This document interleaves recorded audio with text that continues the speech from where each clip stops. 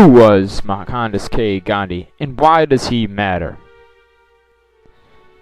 This man was born in India in 1869 and changed the world that we live in.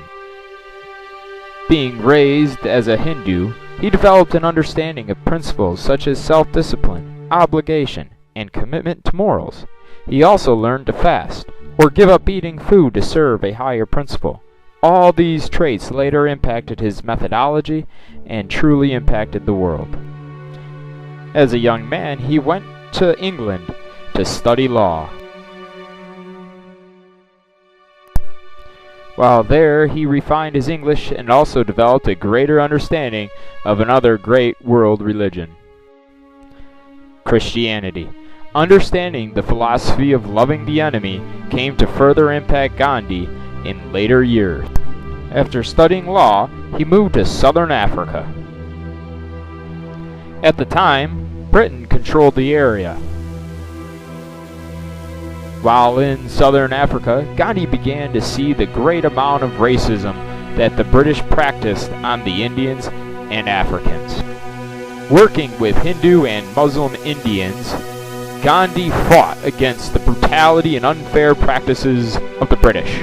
However, he did not fight using violence. Instead, he, through his oratorical skills, persuaded his fellow Indians to practice non-violence and civil disobedience.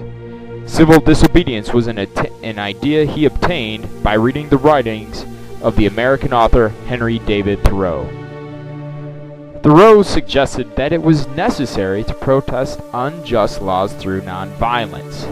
Gandhi did just that. Through the use of strikes, speeches, marches, pass burnings, and so on, Gandhi was able to win more freedoms for the Indians in South Africa despite being jailed and having serious encounters with the police. Gandhi then moved to India in 1914. India was still a colony under the British. Knowing the importance of self-rule, Gandhi began working with the Indian National Congress to gain rights for Indians. Noticing the economic problems of Indians in villages caused by Britain's economic policies, Gandhi promoted the burning of all British-made clothes. He then advocated for the creation of Indian-made cloth. He promoted what was known as homespun, Indians making their own cloth, to boycott British clothing, which would impact Britain's economy and make them notice the INC's cause. The protests did not stop there. The British taxed salt and did not allow the Indians to make it. Gandhi, instead of obeying the unjust law, led thousands of Indians across 200 miles of the subcontinent to make salt from the seawater. This increased worldwide support for the Indians' cause. Finally, in 1947, the South Asian region got its independence from the British. However, it wasn't a united India.